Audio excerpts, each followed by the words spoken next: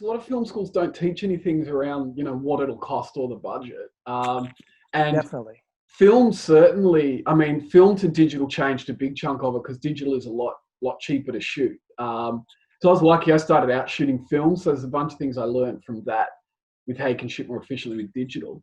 But there's still what we're going to look at now. All those costs have nothing to do with equipment as such. So there's still lots of bits and pieces in there that will be relevant, whatever format or style you're shooting. And just before we jump into it, Lara, what have you been writing lately? What are you working on? I've been rather stagnant, I'd have to say. Yeah.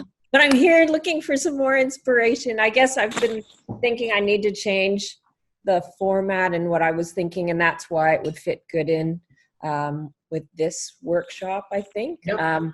Yeah, I just feel like what I'm trying to tackle is too big for my small brain. So okay, fair enough. We'll jump into it. So as usual, go through sort of a bunch of content, and then we'll have some question and answers at the end. So if there's anything really pressing, just stick your hand up. Otherwise, there'll be moments where we can ask questions at the end of it. So there's a few more people that are going to be, just make sure that let's have a look. Just make sure everyone's in. There's a couple of people that are trying to access, but there's the usual technical difficulties. Hang on. Okay, so just keep an eye on that.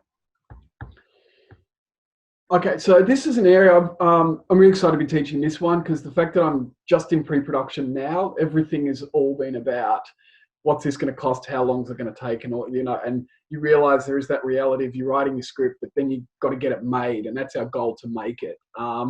And with these low budget techniques or low budget films, I mean, there's thousands of things. Obviously, we can't go through all of them, so I'm just going to pick up on a few key areas and some of the really big things that will make a massive difference on what your screenplay is going to cost to produce. So just as an overview and context, most films around the world are actually made for under $10 million. It's only a handful of industries that are making films that are, when you're getting up into your 50, 60, 100, 300 million, it's really only a few places that can finance that. And what we see on the cinema screens is a very small amount of what's made. So the majority of the films are for under 10 million, many are under $5 million, and a lot of films are under $1 million. So the average budget for European films last year came in at $2.2 million per production. And they have some industries there. Germany and France and Italy also do make some of the more expensive end of the spectrum, getting up around that 8 to 10 million. And the fact that it's 2.2 is their average means there's a lot below that. Then there's micro budget films that are made for a couple of $100,000. And then you get what's called no budget films, which are made for sort of 50,000 or less. And there's literally hundreds of thousands of those made every year across the world. So I'm not going to be focusing on how to make your micro budget really, really cheap film. What I'm going to be covering is just some principles on how to keep your budget affordable, and in particular, not to spend money needlessly. So you're not going to be writing stuff that you go, that's just a lot of money being spent on an idea or a scene that's not going to actually work for the budget. Or worse so, the kind of thing where a producer reads it and says, no, I'm not interested for that reason. And when a producer's reading a screenplay, they've got a few things in mind, but predominantly their first thing they're going is, do I care enough about this story to commit 5 to 10 years of my life? Do I think there's an audience for this story? And can I find the money to make it? So some producers might read a screenplay and go, this is magnificent, but it's going to cost 12 million and I can't raise $12 million, so they'll pass it on to someone else. So, because most producers can't raise tens of millions of dollars. And the other reason to be looking at how you can write, a low budget film is it's a really good entry into the industry. So you do your first project, that gets up, you get that credibility, then you can get more ambitious with your next one.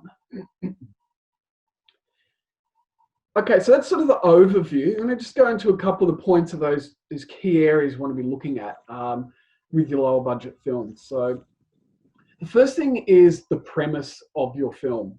So this can be really crucial in determining your budget. And there's been lots of great low budget films that have spawned from a contained idea. And Alfred Hitchcock was really big on this. So even when he was making all these films with his stars and North by Northwest, these big budget films, in between he would do these smaller films and they're always a contained concept. So Rear Window is the classic example. It's a guy sitting in his apartment watching people out through the rear window. He also did the film Lifeboat. You know, it's 7, 8 people stuck on a lifeboat. That's it. As for other, you know, with the concept of 12 Angry Men, if anybody's seen that, the classic Sidney Lumet film. So it's 12 guys in a jury room for 2 hours. My Dinner with Andre, which is another really interesting little film. I'm not a huge fan of it. It's a little bit kind of boring for me. But it's 2 guys having dinner at a restaurant. So that premise is just really contained. And you can see how that can be done on a lower budget. Another film that came out, it was a little while ago, but Once, which was this Irish indie film. And it's about 2 buskers writing a song. And it was very effective. The song actually ended up winning the Oscar, and the film really launched their career. But if you go back and watch it, it's very basic and stripped back. And I'm just going to admit Patrick's just joining us.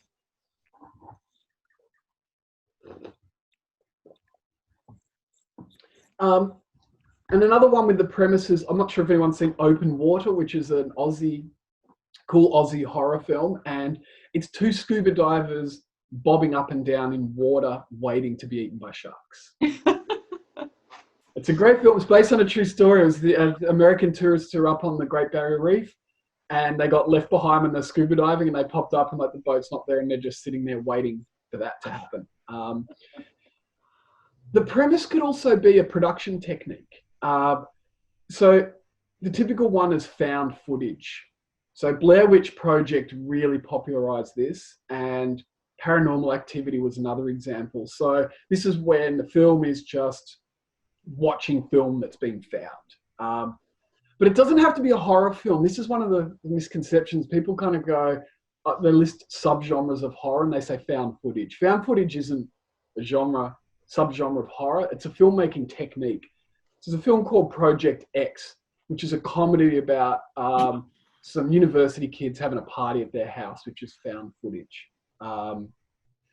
So there are other examples of those ones out there. And another premise idea would be the film Dogville that Lars von Trier made. I'm not sure if anyone's seen it, but it's on a soundstage and they've just drawn tape on the soundstage to denote the different locations and rooms. So it's an experimental film and quite abstract, but a character will just walk from one part of the stage to the other, and that'll kind of say, you know, from the bedroom to the lounge room.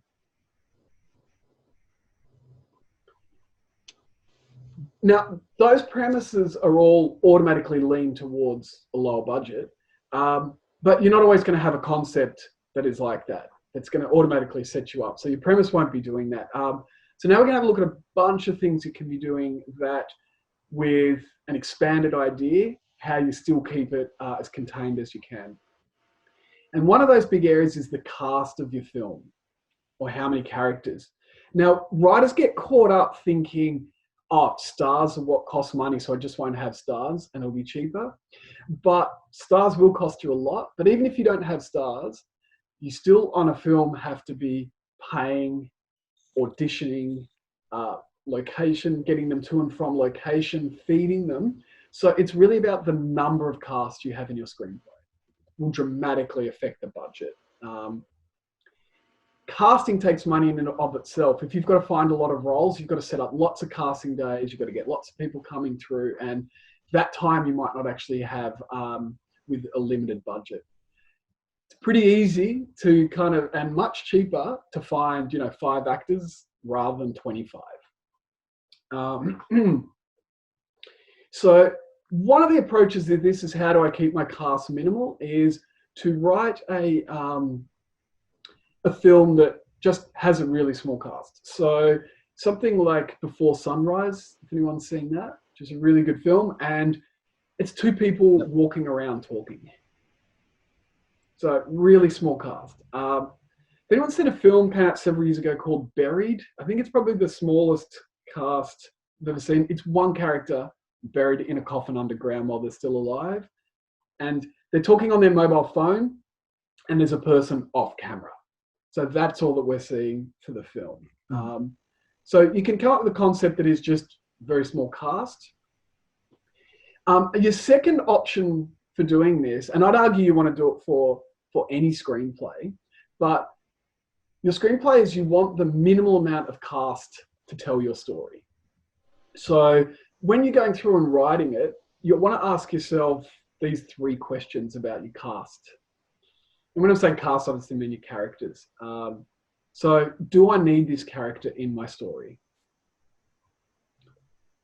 If the answer is no, then get rid of them. Do I have 2 characters in my story that are similar to each other? So if they're quite similar, can that 2 characters be blended into one? Because you've still got your same story elements happening. You've just now got to find 1 actor, not 2, to play that part. And the third one is, can different characters be represented by 1 character? So think an example of that, say you've got a story set in the corporate world, and you've got a couple of support characters that are the cleaner who works in the building, the receptionist, and the security guard. And they all have these interactions with your main character. Let's say it's the CEO who runs the corporation. So you can have a look at the story and go, could possibly I get rid of 1 or 2? So could the receptionist cover what the cleaner and the security guard are doing? Or could I just use the cleaner and the security guard and get rid of 1 of the others? Now, of course, in certain circumstances, you're going to need all of those characters. It's just that question going, fundamentally, what they're doing in the story, will it still totally work if I get rid of them and the scenes and interactions between the cleaner and the CEO, and now between the receptionist and the CEO? And this is one of the things I see commonly when I read a lot of scripts either that I'm working on through Screenplay Method or through just ones that I get approached when to direct or script edit on them. And you're often reading them and you're going, okay, well, there's way too many characters. There's a short film I did several years ago, and it was all about different points of view of the same event, and there was 4 characters. And I just straight away kind of went, we have the rule of 3 in dramas, works really well. So I just went, let's get rid of 1 of them straight away. And what the 4th perspective that was being said sort of went, that's very similar to what one of the other characters is saying. So let's just give that information for them to say, and let's get rid of anything that's doubling up anyway. So straight away, we just go from 4 people in front of camera down to 3 like that. Doesn't hurt the story at all. In fact, I think it improved it. I said there's that rule of 3s is really great in drama.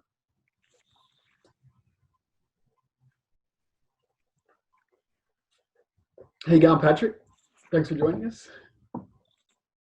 Just saw you logged in. So, sorry for showing up late here. No, that's all right. That's all right. We only missed the point 1, so some reason I thought it was 9 o'clock my time because I know it previously had been. Oh, okay, yeah. In my head, and then I realized, oh, no, that's not correct. So, that's all right. I only missed a little bit at the start. Sorry for it barging in, but I'm happy to be here. Excellent. Good to see you again. I hope you're doing well as well. So the third thing is locations. So locations are really important to the cost of the film. And it's not just the type of locations, it's the amount. Again, people get caught up going, well, I just won't have it set in a palace because, a palace is somewhere that's going to be expensive. But it's actually, that might be easy. You could have an entire film set in a palace that you can somehow access, or your entire film is happening there, so it's worth spending the money on. Where scripts get into trouble is it's the amount of locations they have in the screenplay. So when you're in pre-production on a film, and so the pre-production is the planning of shooting your screenplay, each location needs to be found and it needs to be paid for. So having a lot of locations will really stretch the production's resource resources, and it's quite deceptive because your screenplay might have 30 locations, which doesn't sound like necessarily a huge amount. I mean, some films have a lot more than that, but that means production's probably going to have to look at 100 locations to get the right 30 that they want. So things will happen. You go, okay, there's a scene in a cafe, and it's kind of like, okay, what sort of cafe is it? How does it look? We need to look at a few different cafes to find one that's right for the production, right for the look, works logistically, and within the budget. Because you might find one that you love, and then they go, okay, good, well, we want $5,000 for you to use it. And you're going to be there for half a day, for example. So each of those require resources from the production crew to source and find them. And also, your budget will affect how much planning you can do for your film. So smaller budget will have smaller planning time, and the more locations that you need to go to is going to use up that time and resources. Because on a bigger budget film, they have the advantage of they'll often pay a location organizer and provider. And then there's even companies that do it, and they'll go around and they'll get that initial list together, and then they'll hone it down to what's really working, and then go and see them. But you might not have that. It might be, you know, the producer and the director doing that. So fewer locations also makes a really big difference to your shooting schedule. So, and Neil will be able to attest to this because he's a cinematographer, but every time you change location, your crew has to pack up their equipment, put it in their trucks, their cars. They have to drive to that next location. Then they have to unpack and set it up. And that can take up to 2 hours to be done, sometimes even longer. So every time you move location when you're filming for a day, you can be burning hours.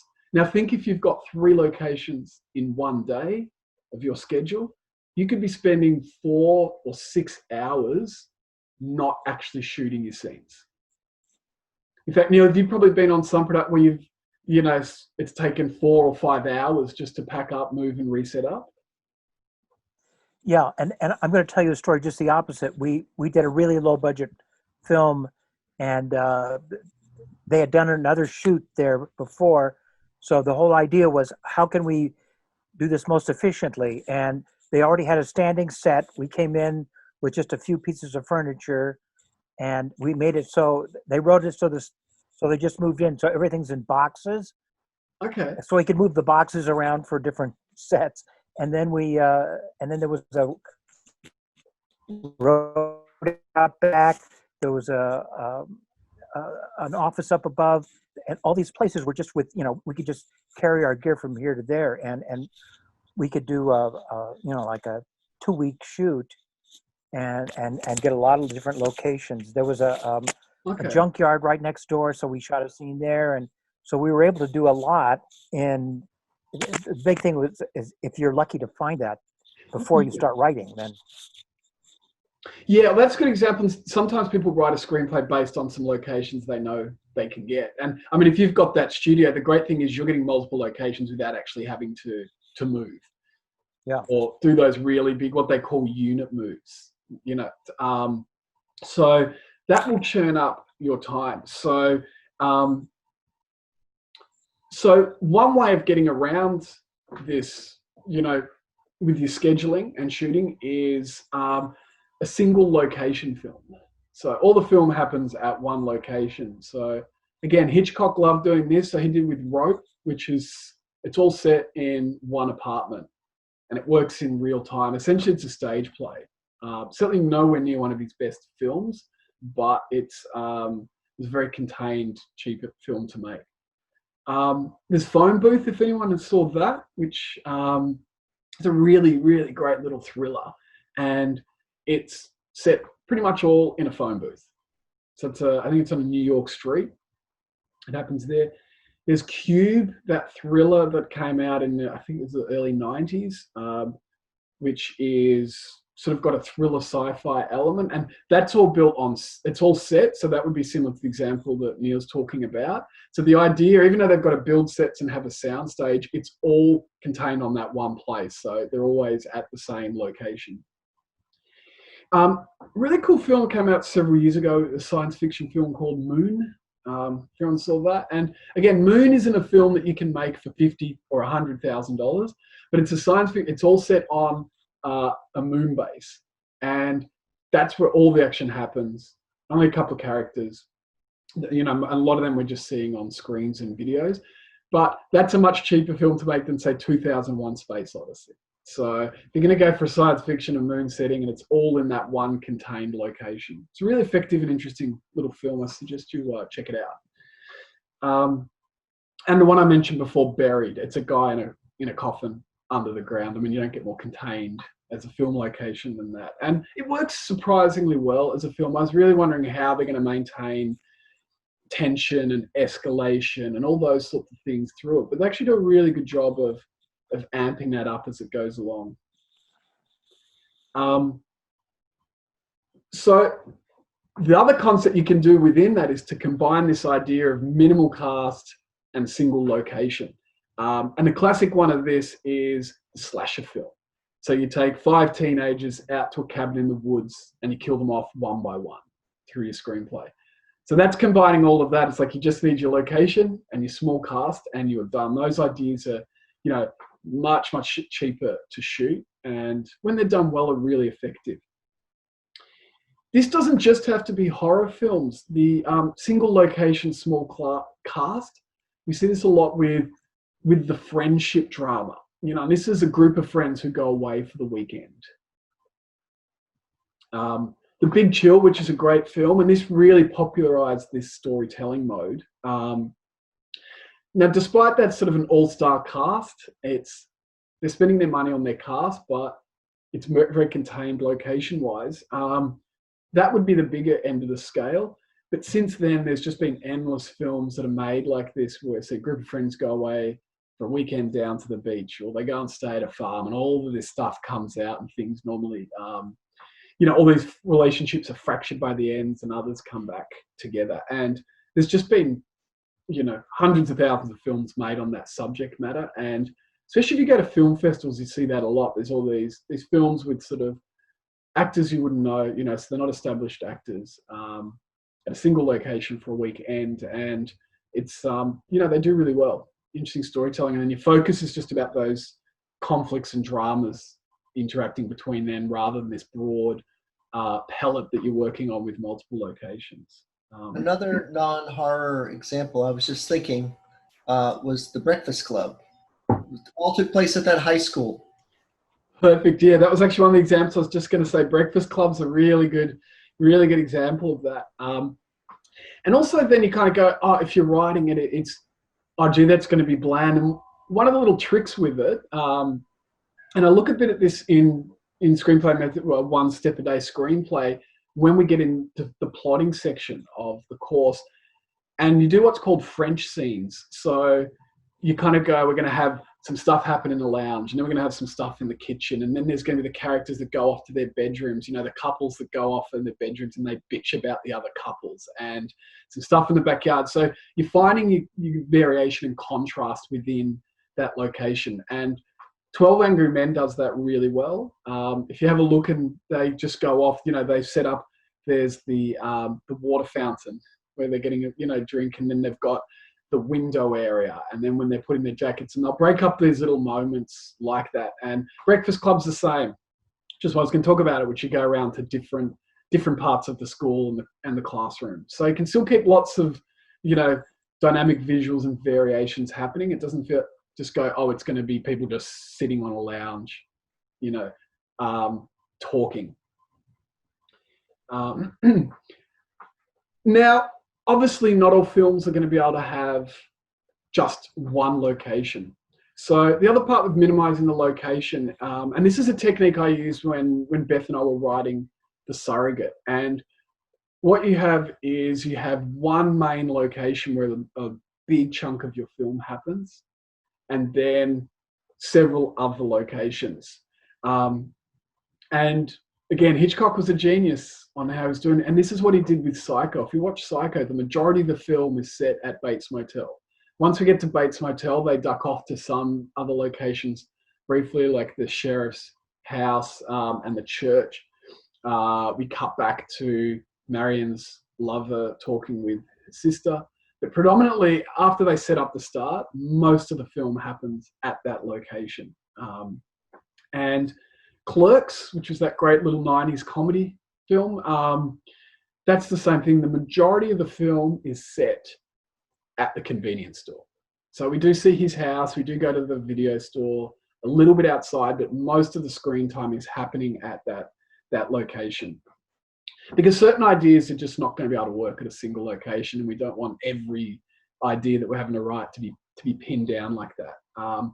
But those films are not sprawling and going into 20, 30 odd locations. So now here's a little trick I'll share with you that and this is what I did with The Surrogate.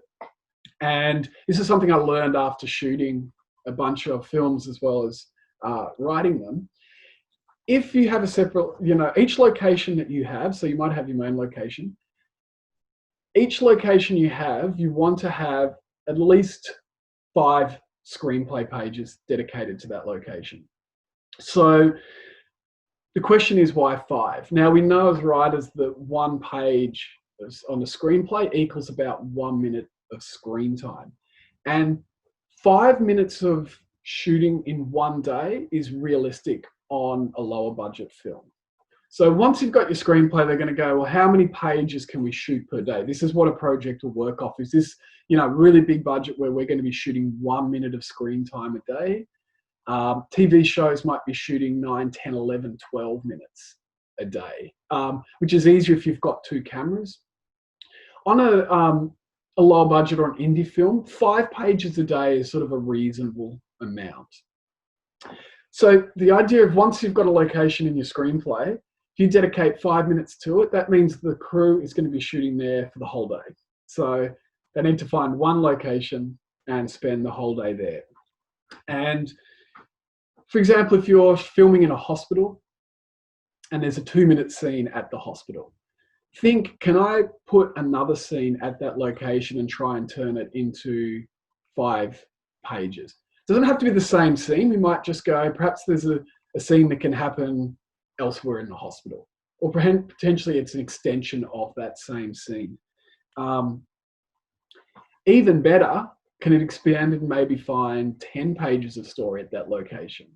So the crew is going to be there for multiple days, because what happens when a crew gets into a location on one day, they're very quickly familiar with how to work with that location, what the lighting setups. And Neil will know everything is about where am I going to put my lights? How am I going to light this? And once you've established that on day 1, and then you come back and then on day 2, it's like straight away we're into it. We're not having to sort of break the back of the location. So, and if that really turns into maybe there's 12 pages and you're doing 3 days at the location, that can work even better. Then if you have to think, well, I absolutely, it has to be, I can't find any other scenes that work there, but I do want to keep this really minimal, then one of the other options is, can I move that hospital location to somewhere else? So maybe it's them at home recovering rather than in hospital themselves.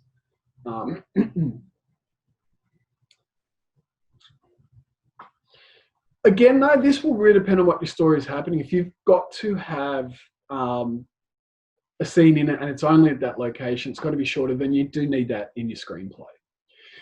What you're trying to avoid is just lots of short scenes at different locations. So that's the broad principle we're working on, because as I said, this will, you can't always do this. You can't always just have one location, or all your scenes have to be, all your locations have to have 5+ minutes at them. So an example of where, we might be minimizing, I was thinking, maybe you've got in your screenplay a scene, we've got 1 page at a car dealership, 2 pages in a car park, half a page at a bus stop, a quarter of a page at a fruit shop, and 3 pages at a fairground. So that's 5 different locations for about, I said, about 7 minutes of screen time. So that's why I look at that and go, can we shift the bus stop and the car park to the car dealership? Maybe it's as simple as the scene at the bus stop now happens out the front of the car dealership. So again, we go from filming inside to filming outside. And perhaps we don't need the fruit shop scene at all, or that can also, whatever happens in that scene, maybe that's a conversation between two characters. Maybe that happens in the tea room at the car dealership, for example. So now we've gone down to that car dealership has now got 3 of the scenes at it. We're talking about 4 or 5 pages of scenes happening at the one location, and that's 2 locations less to be found.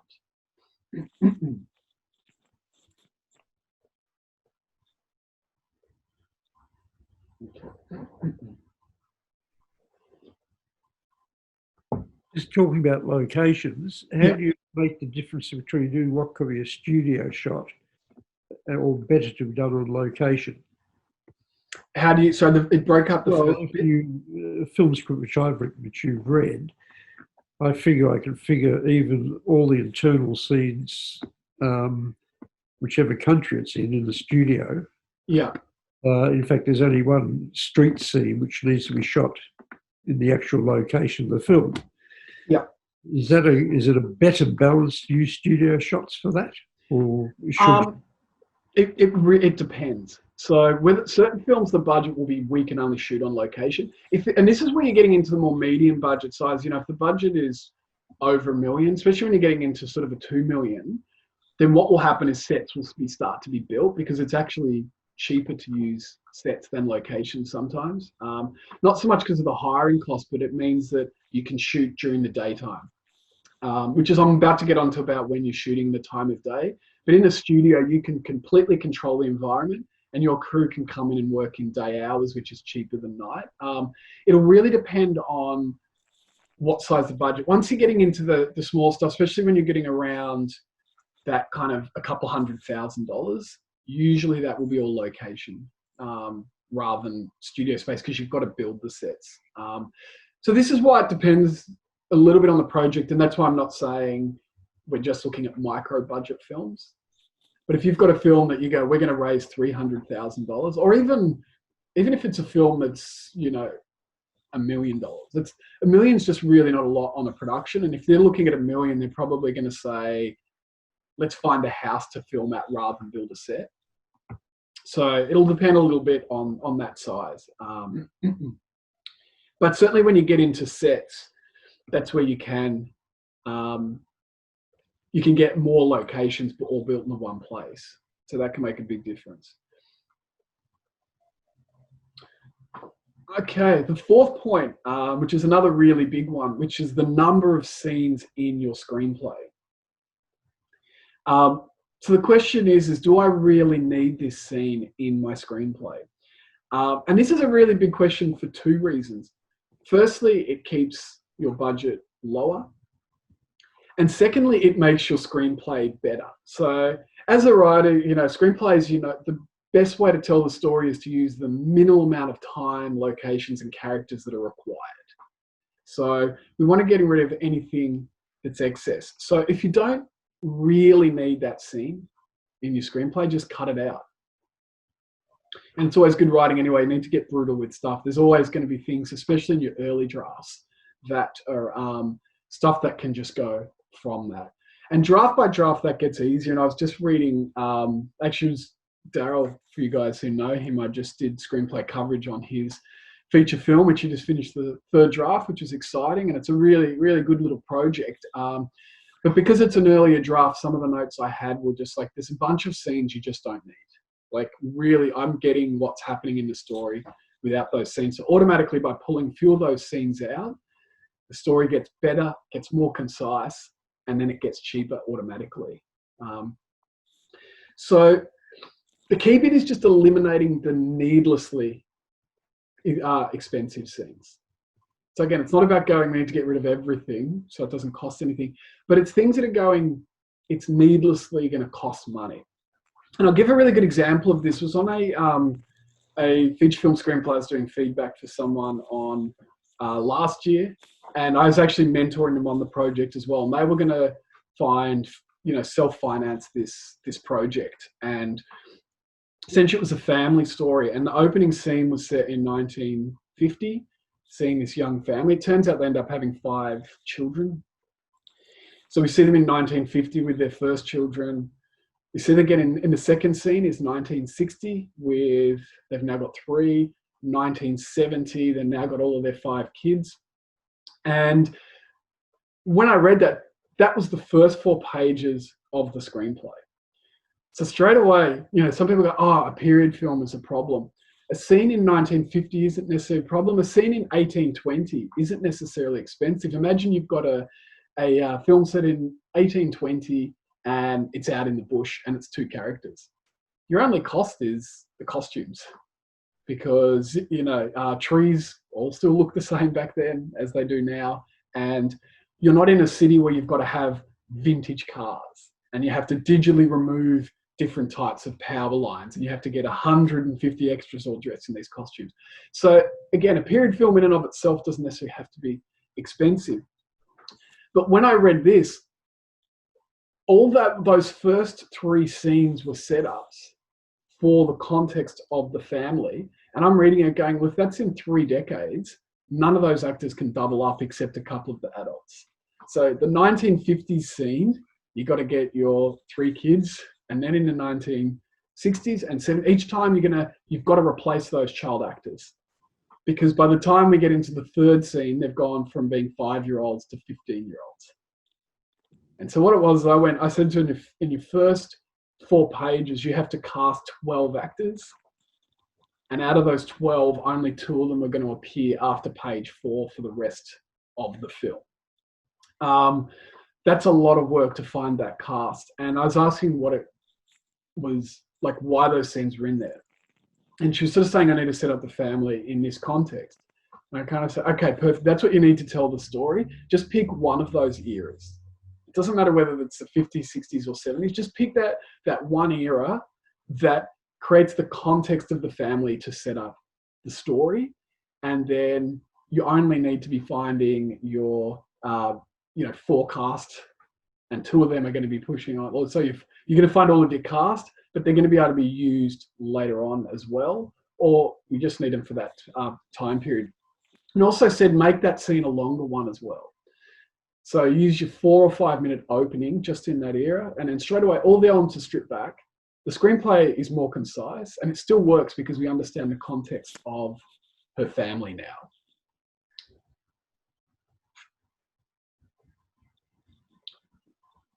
Okay, and one more point.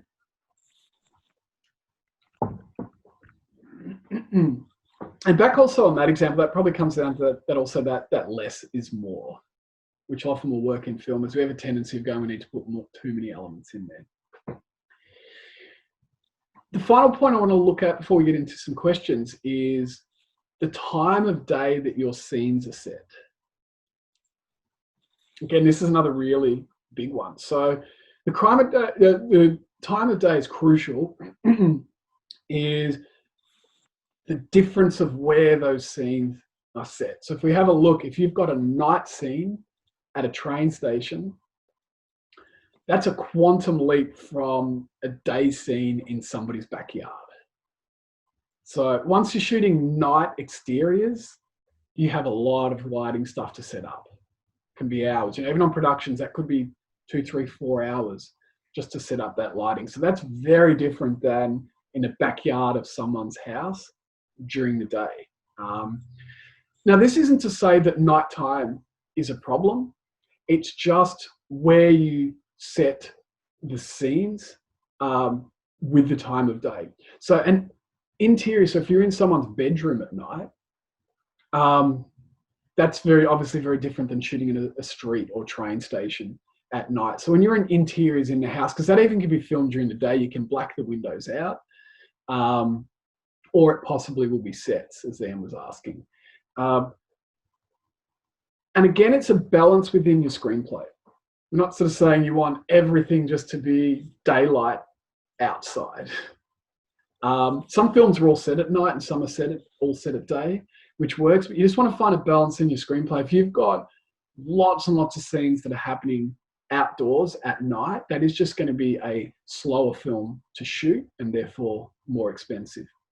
And again, if you just go, oh, walking down the main street, my characters come out of the train station at night and then they walk down the main street of the city. You know, that's such a big deal. Going, at least going, could they be sitting in a park and having this conversation? You know, can they be sitting in a day or night? How that will differ. So you just want to find that contrast and balance in your screenplay of where you're using night and day, and just kind of really think about that. And the time of day also where, and this is what you watch, I love watching in films when they've set certain scenes at a time of day to really help the budget. And a classic one is people always working back late at night. So we see that a lot. And you think about, you could have a busy corporate office, if you go back with our earlier scenario we're talking about with the CEO and the janitor and the receptionist and security. You could have that a scene with them during the day when it's a madhouse. You know, there's all these employees going, everything happening, lots of extras coming, going on the main cast. Or you could also just set the scene at night, where they stay back and they're working and it's them by themselves in their office. See the difference between those two scenarios? No extras, no additional cast. It's just the main actor and the crew in an office. And if it's an office, you can still shoot during the day to make it look like nighttime as well. Just to wrap up before we get into questions, there's one example I watched recently that encapsulates so much of this. Is a horror thriller called Hush, which came out a few years ago. It's a great film, so to watch anyway, but it's one location. So the premise is it's a deaf and mute writer has retreated into the woods to live in solitary life, and she must fight for life when a masked killer appears at her window. So it's just a woman by herself in a house out in the woods, and the other main cast is the guy who's trying to kill her, and there's two other supporting cast, but they're only in for 1 or 2 scenes each, and one of them is through video conference on a phone. And it's set both at night and day. So there are night scenes and there's night exterior scenes, but there's the scenes during the day. And a lot of the night scenes also happen inside the house. I'm suspecting with a film like this, they would have built a set for it. But even if it was at a house location, when you watch the film, there's this balance between inside at night, outside at night, day scenes as well. So you can see through that schedule that they've balanced it out perfectly. And it's a great little film to watch. It's really well written and directed. And I don't want to spoil it too much, but if you have a look at it, email me afterwards because there's some great moments in there. Okay. Was there any questions on any of that or any other areas? Just got a question about the term low budget. You're talking, seems to me, about doing everything as cheaply as possible. But when I look up low budget films, I find sort of things like American Graffiti and all defined as low budget films, but they still $8 million to make. What I imagine low budget is really defined within the genre you're making a film in. If you want to make Rocky, instead of spending $15 million, you want to spend $8 million. Yeah. Whereas as against your microfilm, or whatever you like to call it, your micro budget, you can't make a more complex film. Absolutely, yeah. Yeah, and that's why it's a relative. Again, lower budget's a relative term, or it's just said low versus lower. What I'm just talking about examples of, because Rocky was a relatively speaking a lower budget film, but also Stallone wasn't a star and he wrote that film at the time, so I'm tipping he's not being, he didn't draw any salary from that. And it's still quite a contained film in big parts of it. What I'm really talking about is just how you're looking at these elements, going, what's the efficient way to be writing that screenplay that's going to keep it in a realm that, say, it could be done for $1.5 million, but it's being written as a $2.2 million film, and you can still tell the same story for $1.5 million. Then you're just going to have more people who can open that up. But like I'm saying, your micro budget through to your lower budget story, which is your difference between, big budget stuff is when we're really talking about you jumping up into, once you get, 40, 50 up to, 300 million, that's getting into a whole different realm. I'm just even talking about the difference between keeping your film at a reasonable budget.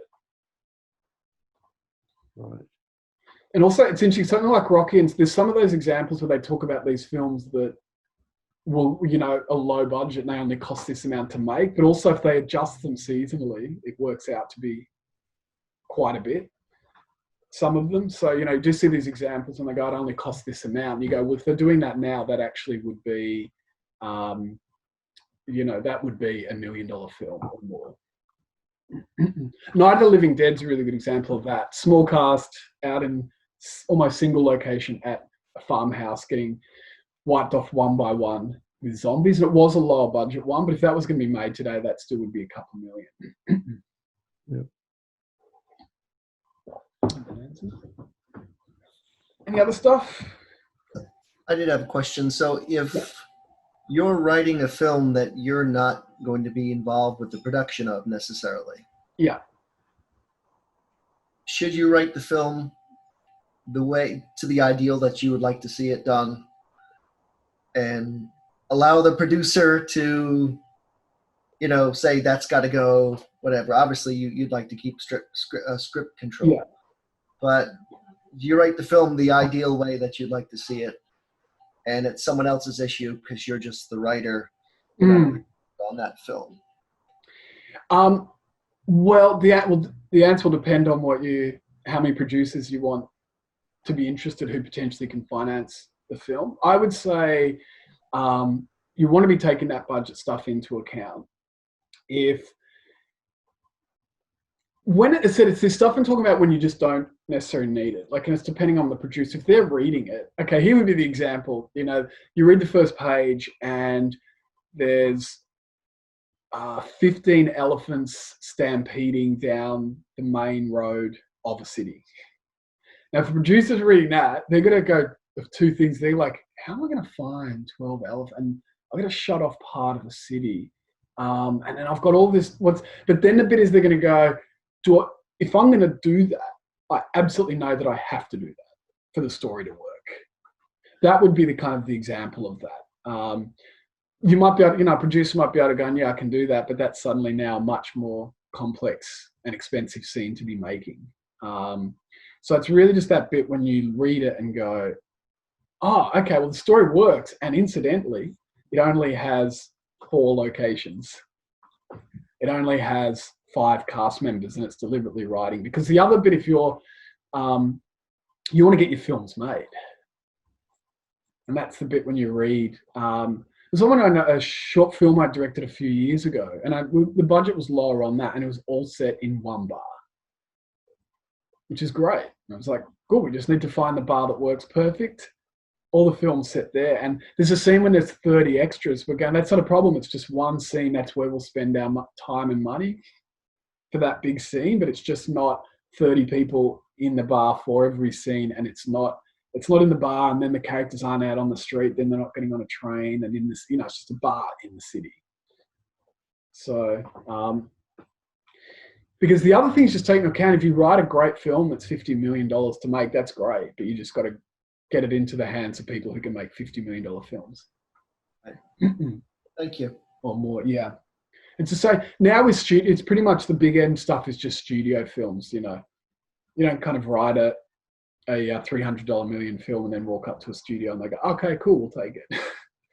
Yeah, unless you're established or it's a property they've got the superhero films, they hire writers to write for them. And the budget for that doesn't matter.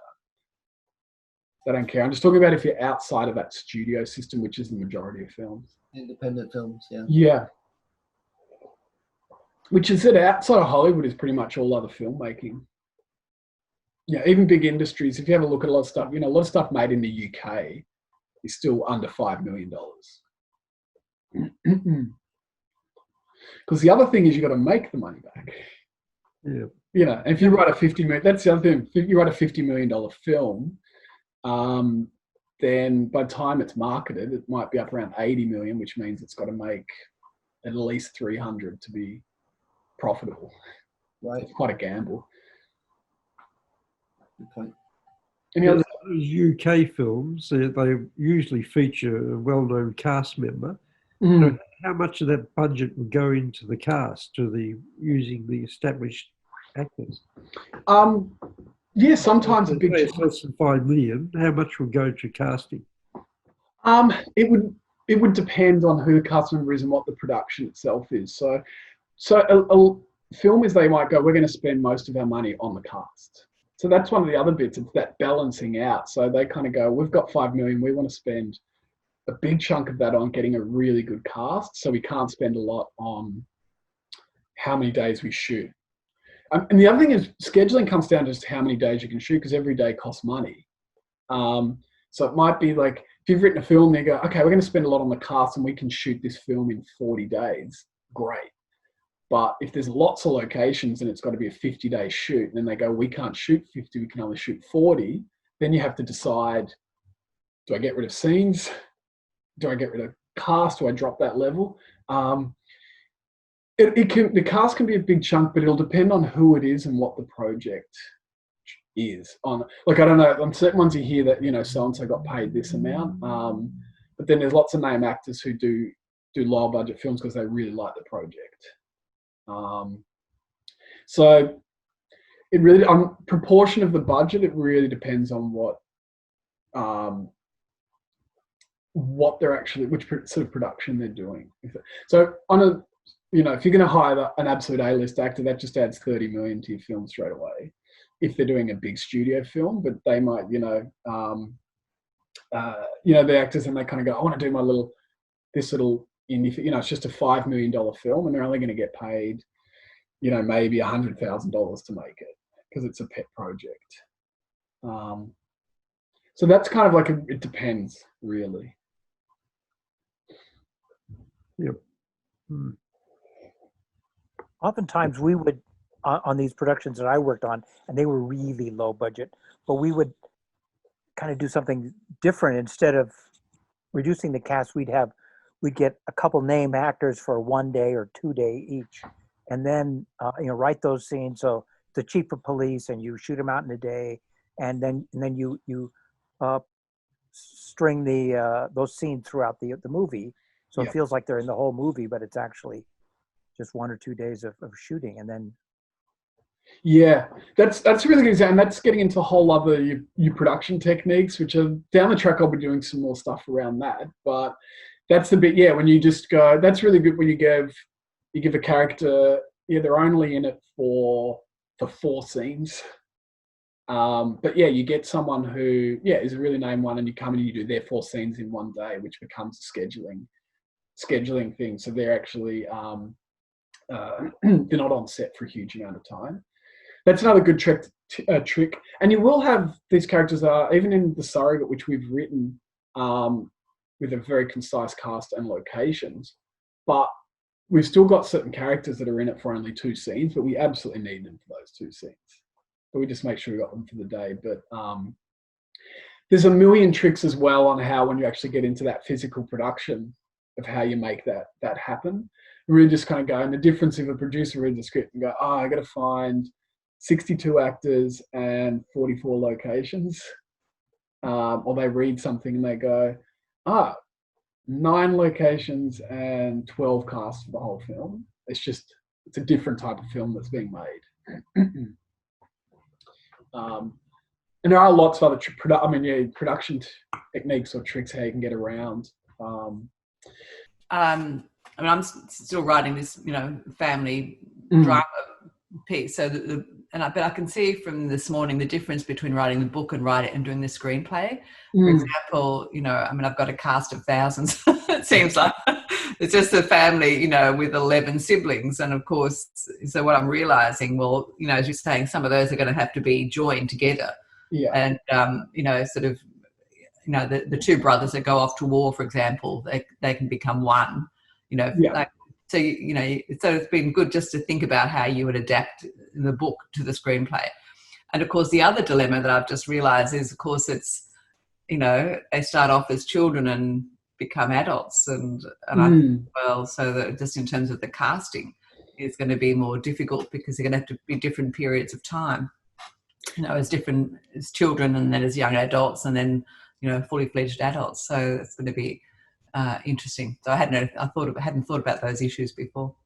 Oh, good. And one of the other things I said, these are not all necessarily hard and fast rules. If you've got to tell a story across a few generations, it's really just picking what. Okay, Shine's the really good example. It's in, you know, the Australian film Shine that Jeffrey Rush won the Oscar for. That follows him from, you know, when he's in primary school to when he's much older. Yeah. And so they've got the child, they've got Noah Taylor, and then they've got Jeffrey Rush. But if you have a look, it's kind of about a third of each of the film has dedicated to that storyline. Yeah. Which is fine. So they go, we've got to find, you know, we're just doing the actor, and we've got Noah Taylor's got the middle third of the film. Jeffrey Rush has got it bookended. Plus we've got the child one. So we're seeing that person move through different eras and with different actors. Yeah. It's just the example that I was talking about with the one I was mentoring the writer on last year. It was 3 or 4 scenes just to set up what that point of, but they're all of different ages. Whereas Shine goes, we'll follow him as a little boy and we'll show how he was influencing the relationship with his father. Yeah. That's the key to it. It's not kind of going, we'll see what he was like at 5, 7, 9, and 10. It was like, what was it like at that age? Yeah. No, that's good. That's really, that's been great. And it's what you'll see TV shows, and it's actually interesting when you watch TV shows how they manage their budgets, because everything is budgets as well on shows, and that's why certain episodes you just don't see certain characters. Walking Dead was doing this for a while when I used to watch it. You can see where they throw their money in a Walking Dead. It's the first 3 episodes of a season is all action, most of the cast, really big set pieces. And then for about 4 or 5 episodes, each episode will just be following a couple of those characters, and it won't be big action. And then when it gets to the midpoint of the season, they'll have a big episode to hook you. And then they'll drop off, and then in the last of big episodes. And you can just watch, and particularly season 4, I think it was season 4 of Walking Dead, some episodes you didn't see a character or 4 or 5 characters for maybe 2 or 3 episodes. And then they pick that story up and they just go, it's a bit like what Neil was saying with you're getting them in for a day of shooting. In that, they just go, well, our main, you know, they're our main one. They're that next bracket. We can get them we just want them for 12 days. So we're going to write this amount of scenes for them. There's just lots of that juggling and balancing. But the hard bit when you're just writing, you haven't done production stuff, is realizing it does go beyond like, this is just what I want to see. This is my ideal. So it'll happen. It really is when you get into, because I don't want to get into lots of production stuff, but just when you get into, once you cast it, the more cast you have, then you've got schedules to balance. Yeah. You know, because you suddenly go, then we move this day, and you go, okay, well, you've got this person's on another film, and then they're doing this, and then now you've got all of these schedules to balance. And you might not have access to certain people that much or locations that often. That's one of the other things. So it's just kind of going, if I'm keeping in mind how I make this report, it's just doing it for the least amount of money that's required, and whether that is 250,000 or 5 million is the cheapest way to do it, then actually the good example is that the original Star Wars technically was a lower budget film. And Aliens is another good example. There's a lot of money spent on them, but they should have had twice the budget.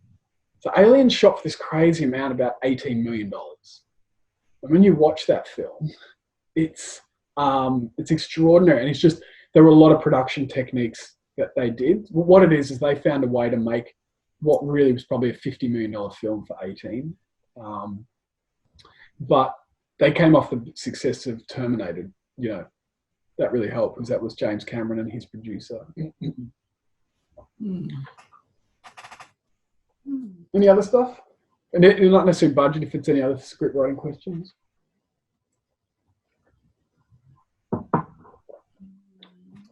That's pretty good. No, great.